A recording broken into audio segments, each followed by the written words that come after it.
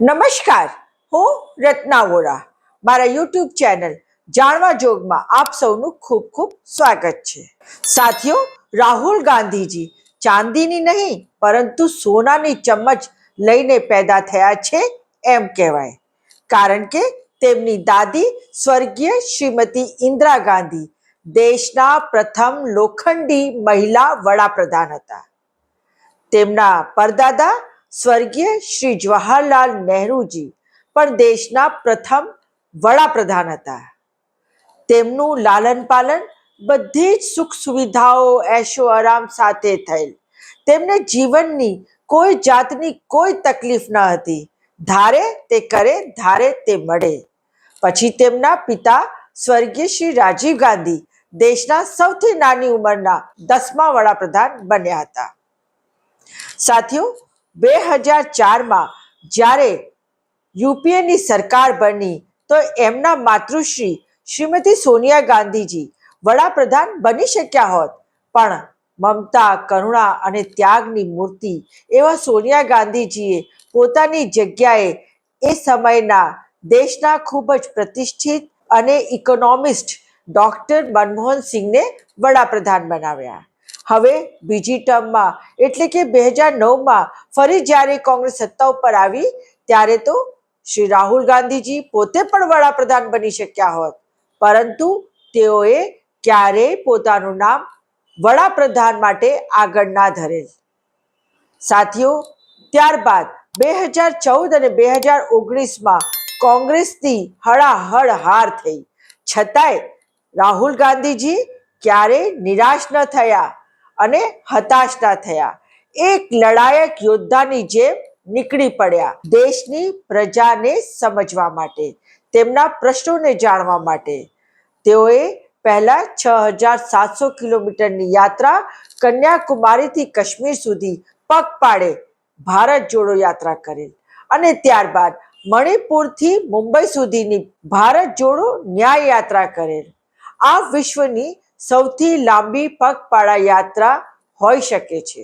સાથીઓ, આ યાત્રા કરતા કરતા રાહુલ ગાંધીજીએ ભારતને ઓળખેલ. તેઓએ ગરીબી શું છે, મજૂરી શું છે, ખેડૂતોની શું સમસ્યા હોય છે, દલિતો, પછાતો અને લઘુમતીઓના શું પ્રશ્નો હોય છે, મહિલાઓની શું તકલીફ હોય છે, વિદ્યાર્થીઓના અને યુવાઓના શું પ્રશ્નો છે, તે તમામ મુદ્દાઓ અને પ્રશ્નોને સમજ્યા, જાતે સમજ્યા, તેમની સાથે રહીને, તેમની સાથે વાતચીત કરીને, તેમની સાથે કામકાજ કરીને. અને તે જ સમય દરમિયાન તેમને સમજ પડેલ કે સામાજિક ન્યાય સિવાય દેશનો ઉદ્ધાર નહીં થાય. ભારતીય રાષ્ટ્રીય કોંગ્રેસના રાષ્ટ્રીય અધ્યક્ષ દલિત નેતા શ્રી મલ્લિકાર્જુન ખડગે પણ તેમની સાથે સામાજિક ન્યાયના સંઘર્ષમાં જોડાયા. રાહુલ ગાંધીએ નિર્ધાર કરેલ કે જાતિગત જનગણના કરાવવી જ પડશે અને જાતિગત જનગણના એટલે કે આ એક દેશ માટેનું એક્સરે છે. જાતિ જનગણના થશે તો જ ખબર પડશે ને કે કઈ જાતિની પાસે કેટલી ભાગીદારી છે, કેટલી સત્તા, સંસાધન, ઉદ્યોગ ધંધા, શિક્ષા, વેપાર કોની પાસે કેટલા છે. રાહુલ ગાંધીજીએ જાતિગત જનગણના દેશ માટેનો એક ફરજિયાત મુદ્દો બનાવી દીધેલ. તેઓ સભામાં, સેમિનારમાં, રેલીમાં, પ્રેસ કોન્ફરન્સમાં, ચૂંટણી પ્રચારમાં જાતિગત જનગણના કરાવવાની માંગણી કરતા જ રહ્યા. તેઓએ પાર્લામેન્ટમાં પણ જાતિગત જનગણના કરાવવા માટે પોતાની વાત દમદાર તરીકેથી મૂકેલ. જુઓ શું કહે છે આ વિડીયો ક્લિપિંગમાં રાહુલ ગાંધીજી. जितना मेरा आप लोग इंसल्ट करना चाहते हैं आप खुशी से करिए, आप रोज करिए, मगर एक बात मत भूलिए, जाति जनगणना को हम यहाँ पास करके दिखाएंगे. धन्यवाद. જોયું, આખરે દેશના વડાપ્રધાન, દંભી વડાપ્રધાન નરેન્દ્ર મોદીને ઝૂકવું પડ્યું અને તેમને પોતાની હાર સ્વીકારવી પડી અને ના છૂટકે રાહુલ ગાંધીજીની જાતિગત જનગણના કરાવવાની માંગણી તેઓને સ્વીકારવી પડી અને હવે દેશમાં જાતિગત જનગણના થશે. જાતિગત જનગણનાની જાહેરાત થતાની સાથે જ સામાજિક ન્યાયના લડવૈયાઓ, કર્મશીલો, સામાજિક ન્યાયમાં વિશ્વાસ રાખનારાઓએ પોતાની મોટી જીત ગણાવી છે. સાથે સાથે આ કોંગ્રેસ પક્ષની બી જીત છે. રાહુલ ગાંધીજીની જીત છે, મલ્લિકા અર્જુન ખડગેની જીત છે, દેશના પછાત વર્ગની જીત છે, દેશના 90% આબાદીની જીત છે. હવે ખબર પડશે કે જિસકી જીતની સંખ્યા ભારી ઉસકી ઉતની હિસ્સેદારી હવે નક્કી થશે. દેશ નીતિ નિયમ આયોજન પ્રયોજન વસ્તીના આધારે કરશે. આ તબક્કે ગુજરાત વિધાનસભાના નેતા શ્રી અમિત ચાવડાજીએ શું કહ્યું છે એ પણ આપણે સાંભળી લઈએ. દેશના સામાન્ય ગરીબ મધ્યમ વર્ગના લોકો, એમાં પણ ખાસ કરીને એસસી એસટી ઓબીસી માઇનોરિટીના લોકોને સામાજિક ન્યાય મળે, એની હાલની આર્થિક શૈક્ષણિક અને સામાજિક પરિસ્થિતિઓનો ખ્યાલ આવે, નવું બજેટની ફાળવણી યોજનાઓના નવા આયોજન માટે પણ જાતિ જનગણના જરૂરી છે. એ વારંવારની રજૂઆત માગણી કોંગ્રેસના નેતૃત્વએ ખાસ કરીને જનનાયક રાહુલ ગાંધીએ કરી. લાંબા સમયથી આ માંગ માટે લડ્યા પણ છીએ. રાહુલ ગાંધીજીએ આખા ભારત જોડો યાત્રા દરમિયાન એક જ વાત કરી કે દેશના લોકોને સામાજિક ન્યાય મળવો જોઈએ. દેશના જે ગરીબ મધ્યમ વર્ગના લોકો છે, એસસી એસટી ઓબીસી માઇનોરિટીના લોકો છે, એને એની વસ્તીના પ્રમાણમાં સામાજિક આર્થિક અને રાજકીય હિસ્સેદારી મળવી જોઈએ. એને સમાનતાનો અધિકાર મળવો જોઈએ.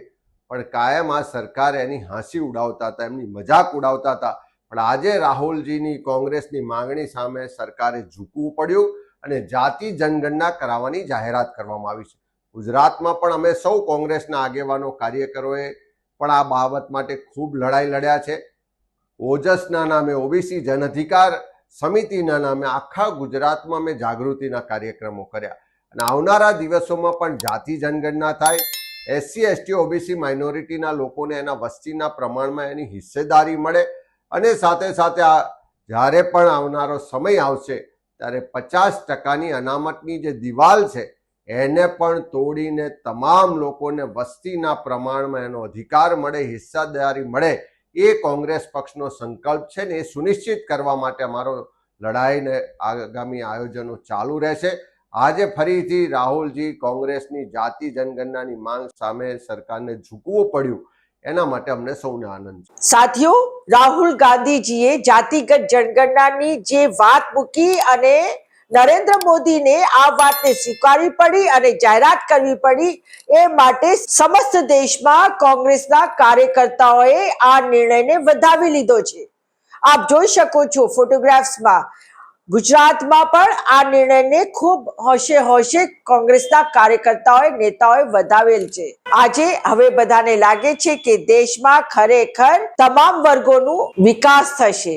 હવે એવું પ્રતીત થાય છે કે જાતિગત જનગણના થશે અને દેશના તમામ વર્ગોને, પછી એ દલિત હોય, પછાત હોય, આદિવાસી હોય, મહિલાઓ હોય, લઘુમતી હોય, બધા વર્ગોને સમાન ન્યાય મળશે. અને આ જાતિગત જનગણનાની જે લડાઈ હતી રાહુલ ગાંધીજીને, અહીંયા જ નથી પૂરી થઈ જવાની. તેઓ એ પ્રશ્નો પણ નક્કી કરાવશે કે જાતિગત જનગણનાની સાથે સાથે કેવા પ્રશ્ન પૂછવામાં આવે અને એ તાકીદ રાખશે કે તર્કસંગત પ્રશ્નો પૂછવામાં આવે અને પછી એ રિપોર્ટને પ્રજાની વચ્ચે જાહેર કરવામાં આવે. તો સાથીઓ, જાતિગત જનગણનાના નિર્ણયને કોંગ્રેસ પક્ષે પણ આવકારેલ છે, સમસ્ત દેશે આવકારેલ છે અને હવે સમય બદલાશે અને દેશના તમામ લોકોને એમનું જાતિના આધારે પ્રતિનિધિત્વ મળશે. એ જ વાત સાથે હું આ વિડીયો અહીંયા જ સમાપ્ત કરું છું. ફરી મળીશ એક નવા વિડીયો સાથે, એક નવા વિચાર સાથે. સાથીઓ, આપને જો મારો વિડીયો પસંદ આવ્યો હોય તો મારું યુટ્યુબ ચેનલ જાણવા જોગને સબસ્ક્રાઇબ કરો, તેને વધારમાં વધારે લાઈક કરો અને શેર કરો. આપ મને ફેસબુક, ઇન્સ્ટા અને એક્સ ઉપર પણ ફોલો કરી શકો છો. નમસ્કાર.